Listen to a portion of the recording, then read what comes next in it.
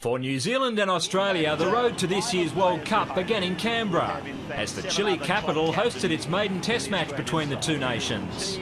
Already without the likes of Benji Marshall and Sonny Bill Williams, the Kiwis were jolted by the late withdrawal of captain Simon Mannering. The leadership duties fell to Kieran Foran, and he found himself addressing his troops behind the line within 5 minutes of kick-off. And Cronk goes to Scott. He gave him the ball at a perfect time, and then back it goes. And Cronk goes in to score. A beautiful ball to Matthew Scott. And Cooper Cronk gets the try in the early minutes of play. Like all good halfbacks, he gives the ball to the forward and says, yeah, you can play with it for a while, but I want it back. The New Zealanders needed a shot of confidence following that wonky start. It's gone right side and they're going to score!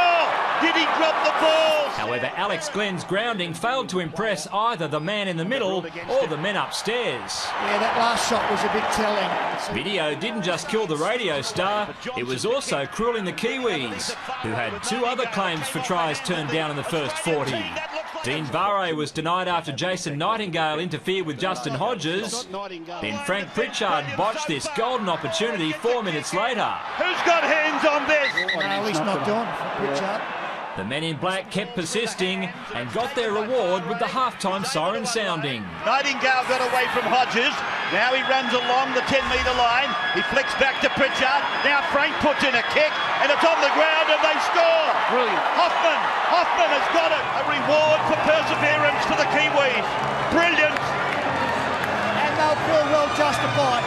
Not the Australians coming up with the super play in the closing stages. That squared the ledger at 6-6 as the players retreated to the sheds.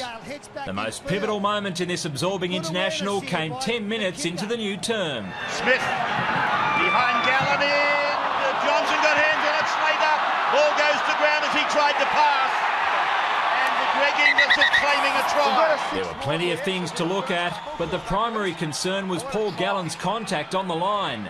And despite the strong scent of obstruction, a green light was given. The video ref's checked all that, okay, that he's comfortable that the pass happened as he went behind him, which is fine. It's the inside shoulder or right behind him, as long as the pass is before, can't go. It wouldn't have happened. It wouldn't have happened. It was a massive call in the context of a tight test, and it seemed to break the Kiwis' resolve.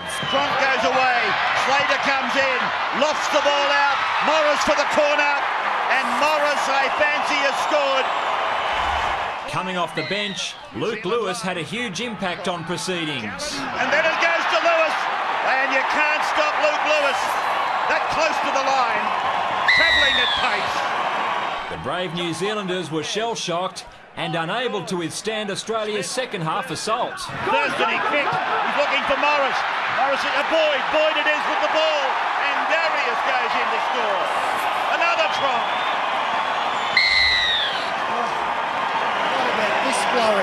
Following those 4 tries in the space of 11 minutes, Justin Hodges inflated the gap even further. Pritchard out the back, it's on the boot from Hodges, on the boot again from Justin Hodges, leads the race for the ball, and Justin Hodges celebrates with a try. Nothing went right for New Zealand in the second stanza, but they managed to finish the night on a positive, with Frank Pritchard powering over 3 minutes from time.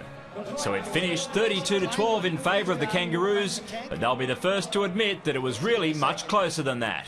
David Rowlands, NRL.com.